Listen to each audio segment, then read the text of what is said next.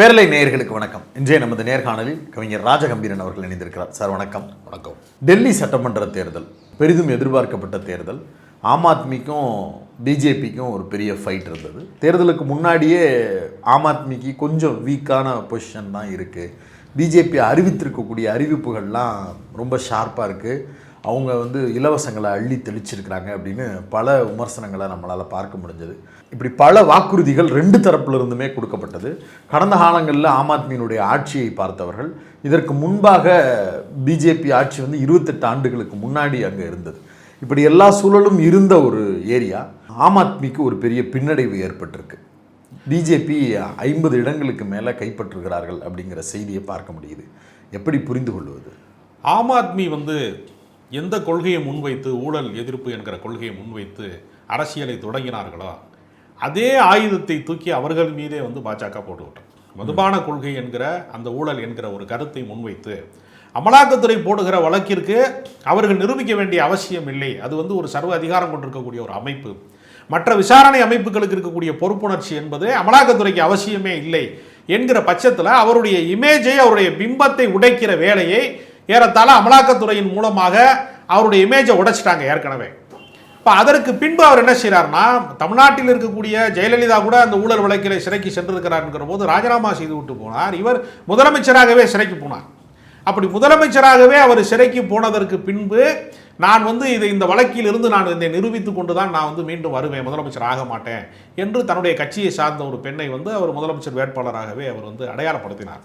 ஆனால் அவங்க பாஜக என்ன செஞ்சாங்கன்னா, இவருக்கான அந்த நம்பகத்தன்மையை, அவர் மிஸ்டர் கிளீன் என்கிற இமேஜை உடைப்பது அப்படிங்கிறதுல ஏறத்தாழ வெற்றி பெற்றிருக்கிறார்கள் என்று கூட அதை சொல்ல முடியும். ஏன்னா அடிப்படையில் அவங்க என்ன செஞ்சாங்கன்னா, சமீபத்தில் மத்திய சர்க்காருடைய பட்ஜெட், ஒன்றிய அரசினுடைய பட்ஜெட்டில் முழுக்க முழுக்க பீகாரை குறிவைத்து பட்ஜெட் போட்டாங்க. எப்படி சென்னை மாதிரியான மாநகரங்களில் எல்லா ஊர்களிலும், தமிழ்நாட்டினுடைய எல்லா ஊர்களிலும் இருக்கிறவர்கள் இடம்பெயர்ந்து வாழ்வாதாரத்துக்காக இங்கு சேர்க்கிறார்கள், அதே போல தான் பீகாரிகள் ஏறத்தாழ நிறைய பேர் இடம்பெயர்ந்து டெல்லியில் தான் இருக்கிறாங்க. ஒரு 40% மிடில் கிளாஸ் பீப்புளுக்கு இந்த பட்ஜெட் ஒரு பெரிய தாக்கத்தை ஏற்படுத்தி இருக்கிறது. 12 லட்சம் ரூபாய் சம்பளம் வாங்கினா டாக்ஸ் இல்லைன்றத அது பல தாக்கத்தை உருவாக்கி இருக்கிறது. அப்போ அவங்க என்ன செய்கிறாங்கன்னா, ஏற்கனவே அங்கு பழங்குடியின மக்களாக இருக்கிறவர்கள் ஒரு 50%, சிறுபான்மை மக்கள் என்று சொல்லக்கூடிய இஸ்லாமியர்கள் ஏறத்தாழ ஒரு 30% என்று இருக்கிற பட்சத்தில் கூட அந்த வாக்கு வங்கி கூட ஏறத்தாழ சிதறடிக்கப்பட்டிருக்கிறது என்பதுதான் கடைசி கட்ட கருத்தாக இருக்கிறார். அப்போ அவங்க யாரை வீழ்த்தினார்கள்? காங்கிரஸை வீழ்த்தினாங்க. இன்றைக்கு காங்கிரஸினுடைய வாக்கு வங்கியை ஆம் ஆத்மியினுடைய வாக்கு வங்கியோடு இணைத்தால் பாஜக வெற்றி பெறுவதற்கான சாத்தியமே இல்லை. ஏறத்தாழ 7% வாக்கு வங்கியை காங்கிரஸ் பெற்றிருக்கிறது. இவர்களுக்கான இழப்பு என்பது ஒரு 3% தான் அந்த இழப்பு ஏற்பட்டிருக்கிறது என்று வருகிற போது, ஒருவேளை காங்கிரஸினுடைய அந்த இந்தியா கூட்டணியினுடைய ஆதரவு என்பது இந்த மாநில தேர்தலிலும் சட்டப்பேரவை தேர்தலிலும் தொடருகிற பட்சத்தில் இருந்திருந்தால் இந்த பாஜக என்கிற பேர் ஆபத்தை தவிர்த்திருக்கலாம். தமிழ்நாட்டை சேர்ந்த நம்முடைய விடுதலை சிறுத்தைகள் கட்சியினுடைய தலைவர் திருமாவளவன் கூட இந்தியா கூட்டணி என்பது எல்லா கட்டத்திலேயுமே தொடர வேண்டிய அவசியம் இருக்கிறது என்பதைத்தான் இந்த ஆம் ஆத்மி கட்சியினுடைய தோல்வி நமக்கு உணர்த்துகிறது என்ற ஒரு கருத்தை அவர் சொல்லுகிறார். மாணிக்கம் தாகூர் கூட என்ன சொல்றாருன்னா, ஆணவத்தாலையும் அகங்காரத்தாலையும் இந்த தோல்வி அடைஞ்சிருக்கிறார் கெஜ்ரிவால்னு கடுமையாக விமர்சனத்தை முன்வைக்கிறார். கடந்த பார்லிமெண்ட் தேர்தலில் 2 பேரும் சேர்ந்து நின்று பெரிய அளவுக்கு வெற்றி பெற முடியலை அப்படிங்கிற கடந்த கால ரிசல்ட்டில் இருந்து தான் ஆம் ஆத்மி இந்த முடிவுக்கு வர்றாங்க, தனிச்சு போட்டியிடலான்னு. அங்கே காங்கிரஸை வீழ்த்தி அதிகாரத்திற்கு வந்தது தான் ஆம் ஆத்மி. அப்படி இருக்கும்போது அவங்களோட சேர்ந்து அது ஒரு பொருந்தா கூட்டணியாக மாறுவதற்கு உண்டான வாய்ப்பு இல்லையா? இல்லை, பொருந்தா கூட்டணி என்பது அதிகார போட்டிக்கு சரியான விஷயம்தான். ஏன்னா ஏற்கனவே ஆட்சி செய்த கட்சியாக இருக்கக்கூடிய காங்கிரஸுக்கும் அவர்களிடமிருந்து ஆட்சியை தட்டி பறித்த கட்சியாக இருக்கிற ஆம் ஆத்மிக்கும் இடையில ஒரு அதிகார போட்டி நிலவுகிறது. தொண்டர்களுக்கு மத்தியில் ஒரு பெரும் கோபம் இருக்கிறது. அதெல்லாம் இயல்பானது தான். ஆனால் பொது எதிரியை தப்பவிடக்கூடாது என்கிற அடிப்படையில் தானே அவங்க நாடாளுமன்றத்தில் அது ஓகே, அது கட்சியில் மேல்மட்டத்தில் எடுக்கக்கூடியவர்களுடைய முடிவு, புரிஞ்சுக்கிறேன். களத்தில் இருக்கக்கூடியவர்கள் ஓட்டு போடணும்னா நம்மளை அழிச்சிட்டு தானே, ஷீலா தீட்சித் ஆட்சியை ஒழிச்சிட்டு வந்த கெஜ்ரிவாலுக்கு நாம் ஏன் ஓட்டு கேட்கணும், நாம் ஏன் கூட நின்று நம்ம ஓட்டை அவருக்கு போடணும் அப்படிங்கிற இடம் தானே அந்த மக்களுக்குள்ளே வரும். இல்லை, அப்படி இல்லை. அரசியலை பொறுத்தவரையில் ஒரு காலகட்டத்திலே எதிரும் புதிருமாக இருந்த அரசியல் கட்சிகள் பின்னாளிலே கூட்டணிக்கு சாத்தியங்களை உருவாக்கி இருப்பது என்பது பல வரலாற்றிலிருந்து நம்ம பார்க்க முடியும். தமிழ்நாட்டு அரசியல் கூட காங்கிரஸ் எதிர்ப்பில் இருந்து தான் நம்ம இந்த அரசியல் தொடங்கி இருக்கிறது. இன்றைக்கு காங்கிரஸ் கட்சியும் திமுகவும் கூட்டணியில் இருக்கிறாங்க. அது நீண்ட நெடுங்காலம் என்று சொல்லிக் கொண்டாலும் அப்படி ஒரு சூழலை மாற்றி அமைப்பது அப்படிங்கிறது அரசியலில் சாத்தியம்தான். அதற்கான உரையாடலை வந்து சாத்தியப்படுத்தணும். அதுக்கு பதிலாக ராகுல் காந்தி வந்து அரவிந்த் கெஜ்ரிவால் மேலே குற்றச்சாட்டு சொன்னார், அரவிந்த் கெஜ்ரிவால் வந்து காங்கிரஸ் மேலே குற்றச்சாட்டு சொன்னார் என்று சொல்லுகிற போது மதச்சார்பற்ற சக்திகள் சிதறுண்டு போனார்கள். அந்த வாக்கு வங்கி என்பது ஒருமுகப்படுத்தப்படவில்லை. ஒரு கொள்கை சார்ந்து ஒரு குறைந்தபட்ச திட்டத்தின் அடிப்படையில் எதிர்முதிர்மான கட்சிகள் கூட உடன்பாடு வைத்துக் கொண்டிருக்கிறார்கள் என்பதுதான் எல்லா கட்சிக்குமான வரலாறு. ஏன்னா கம்யூனிஸ்ட் கட்சிகள் வந்து மிக கடுமையாக காங்கிரஸ் எதிர்த்தார். இன்னைக்கு மதச்சார்பற்ற ஒரு சக்தியாக மாற வேண்டும் என்பதற்காக காங்கிரஸ் எதிர்ப்பை வந்து கம்யூனிஸ்டுகள் கைவிடுகிறார்கள். அப்போ அவங்களுடைய கடந்த கால போராட்டம் முழுக்கவே காங்கிரஸுக்கு எதிரான போராட்டம் தான். அப்போ அதை கைவிடுகிறார்களே அப்படிங்கிறப்ப தொண்டர்களுக்கு அது அதிருப்தி இல்லாமலா இருக்கும்னா அதிருப்தி இருக்கும். இன்றைக்கி வந்து கேரளாவில் வந்து கம்யூனிஸ்ட் கட்சியும் காங்கிரஸ் கட்சியும் எதிர்மாக தான் போட்டிடுறாங்க. அப்போ இந்த சூழலுக்கு தக்க ஒரு முடிவை அவர்கள் எடுத்திருந்தால் இந்த ஆபத்திலிருந்து தவிர்த்திருக்கலாம், இந்த தோல்வியிலிருந்து தப்ப வைத்திருக்கலாம் என்கிற கருத்து தான் சரியானதாக. ஒவைசியுடைய ரோல் இந்த தேர்தலில் ரொம்ப முக்கியத்துவம் பெறுகிறது. அவர் உள்ள போட்டியிட்டு கிட்டத்தட்ட ஒரு 10 தொகுதிகள் இஸ்லாமியர்கள் பெரும்பான்மையாக இருக்கக்கூடிய தொகுதி டெல்லியில், அங்கெல்லாம் அவர் பிஜேபிக்கு ஒர்க் பண்ணி கொடுத்துருக்கிறாரு அப்படிங்கிற மாதிரியான விமர்சனங்கள் இப்போ வர ஆரம்பிக்குது. அதை எப்படி புரிஞ்சுக்கிறது? இல்லை, எப்பொழுதுமே வாக்கு அரசியலில் வந்து ஒரு குறிப்பிடத்தக்க சதவீதத்தை பிரித்து எடுத்து விட்டாலே அது எதிரிக்குத்தான் பயன்படும். ரிசல்ட் வந்து யாருக்கு போய் சேரும், வெற்றி விகிதம் வந்து சொற்பமாக இருக்கும். ஆமாம். அப்போ எப்பொழுதுமே என்ன செய்வாங்க, இப்போ கூட அரவிந்த் கெஜ்ரிவால் வந்து ஒரு 4500 வாக்குகள் வித்தியாசத்தில் தான் தோல்வி அடைந்திருக்கிறார். பெரிய வித்தியாசம்னு சொல்ல முடியாத வாக்கு வங்கி தான் அது.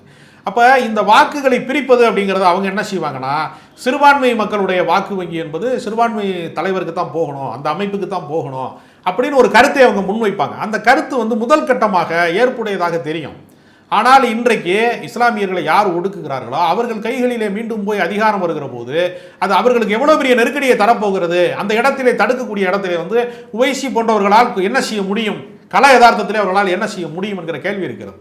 எனவே காங்கிரஸ் போன்ற மதச்சார்பற்ற சக்திகளையோ அல்லது பாஜகவை யாரெல்லாம் எதிர்க்கிறார்களோ அவர்களை வலிமைப்படுத்துவது என்கிற இடத்துல உவைசி போன்றவர்களை வந்து ஒருவேளை வந்து கூட்டணிக்கு அழைத்து அவர்களோடு ஒரு உடன்பாடு வைத்துக் கொள்கிற ஒரு போக்கையாவது கடைபிடித்திருக்க வேண்டுமே தவிர இப்படி சிதறடிப்பதன் வழியாக மீண்டும் மீண்டும் பாஜகவிற்கு உதவி செய்வதாகத்தான் இந்த ரிசல்ட் முடியும். பிஜேபியை பொறுத்தவரையில் டெல்லி தேர்தலில் முதல்வர் வேட்பாளர் யாருன்னெலாம் அறிவிக்க முடியாது அப்படின்னு சொல்லிட்டு தேர்தலுக்குள்ளே வந்தாங்க. அவங்க வச்ச முக்கியமான முழக்கங்களில் ஒன்று, கட்சி தொண்டர்கள் மத்தியில் மாநில தலைவரே போட்டியிட வேண்டாம், கட்சி வேலையை பார்க்கட்டும் அப்படிங்கிறது தான். அதன் அடிப்படையில் ஒர்க்கப்புறத்தையும் அப்படி தான் பிரித்து பார்த்தாங்க. இப்போ அவங்க பர்வேஷ் வர்மாவை முதல்வர் வேட்பாளர் ஆக்குவதற்கு முயற்சிகள் எடுக்கப்படுவதாக செய்திகள் வருகிறது. முதல்வர் வேட்பாளர் அப்படிங்கிறது முக்கியத்துவம் பெறுமா டெல்லியை பொறுத்தவரையில்? இப்போ கடந்த காலங்களில் ஷீலா தீக்ஷித், கெஜ்ரிவால்னு ஒரு ஐகான்ஸாக டெவலப் பண்ணுறதுக்கு உண்டான முயற்சிகள் நடந்தது. அதை எப்படி புரிஞ்சுக்கிறது? இல்லை, மோடி அமித்ஷா வந்து இந்த கட்சியினுடைய அதிகாரங்களை கைப்பற்றியதற்கு பின்பே வேற யாருமே முளைத்து விடக்கூடாது, தலைவர்கள் யாருமே வந்து முளைத்து விடக்கூடாது என்பதற்காக யோகியுடைய அந்த உத்தரப்பிரதேசத்தினுடைய முதலமைச்சராக இருக்கக்கூடிய யோகிக்கு எதிரான வேட்பாளர்களை நாடாளுமன்றத்தில் நிறுத்தினாங்க என்று பாஜகவினுடைய உட்கட்சி விமர்சனம் இருக்கிறது. அவர்கள் வந்து அயோத்தியை பறிகொடுத்தது அல்லது உத்தரப்பிரதேசத்தில் வந்து பல தொகுதிகள் பறிபோனதற்கு பின்னாடியே உட்கட்சி அரசியலின் குழப்பம் இருக்கு. அப்ப இந்த பக்கம் பட்னாவிஸ் வரைக்கும் பஞ்சாயத்து ஆமா இருக்கு. அப்ப அவங்கள பொறுத்தவரையில் இன்னொரு தலைமை உருவாகிவிடக் கூடாது என்பதற்காகத்தான் அவங்க என்ன செய்யறாங்கன்னா, அடையாளப்படுத்தப்பட்ட தலைவர்களை முன்னிலைப்படுத்துவது என்பது இல்லாம மோடி சொன்னா அது நடக்கும், அமித்ஷா வந்து பரிந்துரை செஞ்சால் அது நடக்கும் என்கிற ஒரு பொது புத்தியை உருவாக்குறாங்க. அது போக என்னன்னா, மக்களை பொறுத்தவரையில் மாநில அரசு அது ஒரு தலைநகராக இருக்குது, இந்தியாவின் தலைநகராக நேர் முரண்பாடான ஒரு அரசு தொடரும் பட்சத்தில், அரவிந்த் கெஜ்ரிவால் வழக்கு விசாரணையில் இருக்கிறாரு, சிறை வாழ்க்கையில் இருக்கிறாரு என்கிற பட்சத்தில் நேர்முரணான அரசு தொடர்ந்தால், ஆட்சி தொடர்ந்தால் நலத்திட்டங்கள் பாதிக்கப்படும், நமக்கு வர வேண்டியது வராது, மாநகரத்தினுடைய வளர்ச்சி சார்ந்த பணிகளுக்கு அது இடையூறாக இருக்கும். அப்போ தொழிலதிபர்கள், அங்கே இருக்கக்கூடிய விவசாயிகள், அங்கே இருக்கக்கூடிய வணிகர்கள் போன்றவர்கள் அவங்களுடைய சொந்த நலன் சார்ந்து ஜெயிக்கிற கட்சிக்கு ஓட்டு போடணும். அந்த டபுள் இன்ஜின் சர்க்கார்லாம் சொல்கிறாங்க இல்லையா, அது தலைநகரில் ஒர்க் அவுட் ஆகும் அப்படிங்கிற அதே பயன்படுத்தி தான் மணிப்பூர் கலவரத்தை நிறுத்த முடியல. வேறு வேறு கட்சிகளாக இருந்தால் கூட அந்த விமர்சனத்தின் வழியாக அந்த மணிப்பூர் கலவரம் நிறுத்தப்பட்டிருக்கும். சில இடங்களில் என்ன ஆகும்னா, இரண்டும் வந்து ஒருமித்த கருத்தாக இருக்கும் பட்சத்தில் நமக்கு சில நலத்திட்டங்கள் நடக்கும் என்கிற ஒரு பொது புத்தி வந்து அந்த ரெண்டு பக்கமும் இல்லாதவர்கள் இருப்பாங்க. 40% மிடில் கிளாஸ் பீப்புள் வந்து இந்த பட்ஜெட்னாலையும் இது போன்ற அந்த பொது புத்தியில் இருக்கக்கூடிய பாஜக ஆதரவு நிலைப்பாட்டிலையும் கொஞ்சம் திசை மாறி இருக்கிறார்கள் என்பது ஒரு முக்கியமான காரணம். ஆம் ஆத்மி மாதிரியான இந்தியா அலைன்ஸில் இருக்கக்கூடியவர்களுக்கு இது ஒரு பெரிய பின்னடைவு. அதனால் இனிமே பிஜேபியினுடைய இந்த பவர் அப்படிங்கிறது இன்னும் பெரிய அளவுக்கு பறந்துபட்டு வளரத்தான் போகுது, இந்தியா அலையன்ஸ் பெரிய அளவுக்கு எடுபடாது அப்படிங்கிற விமர்சனங்களை பிஜேபி தரப்பு முன்வைக்க ஆரம்பிச்சிட்டாங்க இந்தியா முழுக்க. உண்மை என்னன்னா, அரவிந்த் கெஜ்ரிவாலை பார்த்து வந்து பாஜக பயந்தது தான் உண்மை. ஏன்னா பஞ்சாபில் அவர்கள் அடைந்த தேர்தல் வெற்றி என்பது ஒரு மாநிலத்தோடு முடிந்து போகாமல் ஒரு தேசிய கட்சியாக அவங்க எழுச்சி பெறுறாங்க. காங்கிரஸுக்கு ஆல்டர்னேட்டிவாக இவங்க ஒரு சக்தியாக உருவாகி வருகிறார்கள். இவங்களை உருவாகி விடக்கூடாது என்பதற்காகத்தான் அவங்கள தோற்கடிப்பதற்கு இவ்வளவு பிரயத்தனங்கள், இவ்வளவு முயற்சிகள் அவங்க எடுக்கிறாங்க. இல்லாட்டா அமலாக்கத்துறையினுடைய விசாரணை கூட கெஜ்ரிவால் மீது வருவதற்கான வாய்ப்பு கூட குறைவு. அவருடைய அமைச்சர்கள் மீது எல்லார் மீதும் வழக்கு போடுவது, முடக்குவது, எப்படி தமிழ்நாட்டு சூழலில் வந்து எப்படி எதிர்நிலைப்பாட்டில் இருக்காங்களோ அதே மாதிரியான ஒரு முடக்கத்தை உருவாக்குறது அப்படிங்கிறது எதனாலனா அந்த கட்சி வளர்ச்சி அடைகிறது என்பதற்காக. இத்தனைக்கும் அவர் வந்து நேரடியாக இந்துத்துவ எதிர்ப்பாளரும் அல்ல, ஒரு சாஃப்ட் சங்கியாக தான் தன்னை வந்து அவர் அடையாளப்படுத்தி வச்சிருக்கிறார். அதையும் தாண்டி அவர் நேரடியாக ஆர்எஸ்எஸ் தலைவருக்கு அவர் கடிதம் எழுதுறார். எங்களுக்கு இவ்வளோ நெருக்கடி இருக்கிறது, எங்களுக்கு நீங்கள் உதவி செய்யுங்கலாம் அவர் கேட்குறாரு. அப்போ அவர் வந்து எதிர்நிலைப்பாட்டுக்கு உரியவராகவும் முழுமையாக இல்லை. அப்போ அவருடைய நிலைப்பாடு என்பது என்னென்னா, ஏறத்தாழ மகாராஷ்டிராவில் சிவசேனாவுடைய நிலைமை தான். ஒரே கருத்தியலை வைத்திருந்தால் கூட எங்களுடைய அதிகாரத்துக்கு கீழே, எங்கள் ஆதிக்கத்துக்கு கீழே தான் நீ இருக்கணுமே தவிர நீ தனியாக முளைச்சிடக்கூடாது என்கிற ஒரு இடத்தை வந்து பாஜகவினுடைய தலைமை வந்து நினைக்கிறது. அதுதான் அவருடைய வளர்ச்சி தான் அவருக்கான வீழ்ச்சியாக மாறுகிறது. அதனால் இவரை முடக்க வேண்டும் என்பதில் பாஜக முனைப்பு காட்டுகிறது. ஆனாலும் வந்து ரொம்பவும் வாஷ் அவுட் ஆகிட்டாங்க. வந்து ஆம் ஆத்மி வந்து துடைத்து எரியப்படும்லாம் அமித்ஷா பேசினார். அது நடக்கலை. அவங்க ஒரு 20 வருஷம் ஆட்சியில் இருந்தும் அவங்க வந்து 30 எம்எல்ஏ கிட்ட வர்றாங்கன்றதே. அதனால் சில குறிப்பிடத்தக்க எதிர்கட்சியாகத்தான் அவங்க அமர போகிறாங்க. அதனால் அவங்களுடைய போராட்டம் வந்து நீடிக்கும். அதனால் இதோடு தீர்ந்து விடுவார்கள்னு நம்ம சொல்ல முடியாது. ஜனநாயகத்தில் வந்து தோல்வி என்பது வந்து இயல்பான ஒன்று. அதுவும் தொடர்ந்து 3வது முறை அவர் முதல் முறை ஆட்சி வந்து ஒரு 2 ஆண்டு காலத்தில் முடிவுக்கு வந்தாலும் 2 முறை வந்து 10 ஆண்டு காலத்தை கடந்திருக்கிறார். ஒரு 12 ஆண்டு காலத்தை கடந்திருக்கிற போது ஒரு மீதான இமேஜ் வந்து பிம்பம் களைவது, அதிருப்தி வருவது என்பது ஒரு இயல்பானது தான். அதனால் இதை வைத்து கொண்டு பாஜக தான் இனிமேல் வரும் என்றெல்லாம் பேசுவது, அல்லது இந்தியா கூட்டணிக்கு இனிமேல் வேல்யூ இல்லை என்று பேசுவதெல்லாம் அவர்களுடைய அச்சத்தை தான் காட்டுது. தேசிய முகமாக கெஜ்ரிவால் வளருவதற்கு இந்த வெற்றி வாய்ப்பாக இருக்கும் அப்படின்னு ஆம் ஆத்மியில் இருந்த சிலர் கருத்து தெரிவித்திருந்தார்கள். கெஜ்ரிவால் தோற்றது தேசிய அரசியலில் கெஜ்ரிவாலை பின்னடைவுக்கு தள்ள வாய்ப்பு இருக்கா? அவர் சிறைக்கு போனதன் மூலமாக, தங்கள் எதிரி யார் என்பதை அவருக்கு அடையாளப்படுத்தியதன் மூலமாக அவர்களுக்கு எதிராக கிளர்ந்து எழ வேண்டிய ஒரு கட்டாயத்திற்கு அவருடைய தள்ளுகிறாங்க. அப்போ நெருக்கடி நிலையின் மூலமாக பல அரசியல் கட்சிகள் வந்து பின்தங்கிய அரசியல் கட்சிகள்லாம் ரொம்ப வீறு கொண்டு எழுந்தது தான் வரலாறு. அதனால் இந்த ஒரு வழக்குனாலேயோ அல்லது இந்த முதலமைச்சர் பதவி பறிபோனதுனாலேயோ கெஜ்ரிவாலுடைய அரசியல் பயணம் முடிவுக்கு வருங்கிறது ஒரு மூட நம்பிக்கை. அப்படி நம்ம கருத முடியாது. அவர் இன்னும் தீவிரமாக இவர்களை எதிர்ப்பதன் வழியாகத்தான் இந்த அரசியலை அவருக்கு வந்து கடந்து போக முடியும். அதனால் அவருக்கு மீண்டும் அந்த வாய்ப்பு வந்திருந்தால் தான் அவர் இன்னும் ஒரு மிதவாத போக்கை கையாள்வார். அதற்கு பதிலாக பாஜகவை ஒழித்து கட்ட வேண்டும் என்கிற கங்கணம் அவருக்கு எங்கிருந்து பிறக்கும்னா இது போன்ற ஒடுக்குமுறைகளின் வழியாக தான் அவருக்கு பிறக்கும். அதனால் இந்தியா கூட்டணியினுடைய அவசியத்தை இந்நேரம் வந்து அரவிந்த் கெஜ்ரிவால் உணர்ந்திருப்பார். ராகுல் காந்தி போன்ற தலைவர்களுமே கூட இது போன்ற கட்சிகளை வந்து அரவணைத்து ஒரு ஒருங்கிணைந்த பாதையில் இந்தியா கூட்டணியை வந்து மக்களவை தேர்தலுக்கு மட்டுமின்றி எல்லா மாநில தேர்தல்கள்லையும் அதனுடைய தாக்கத்தை நிறைவேற்றுவதற்கான ஒரு படிப்பினையாகத்தான் இதை எடுத்துக்கொள்வார்களே தவிர இதனால் வந்து ஒரு பெரிய பின்னடைவுக்கு சாத்தியமில்லை. ரைட், ஒரு நல்ல உரையாடல். பல்வேறு விஷயங்களை பேரலையோடு பகிர்ந்து கொண்டிருக்கிறீங்க. உங்களுடைய நேரத்துக்கும் கருத்துக்களுக்கும் மிக்க நன்றி.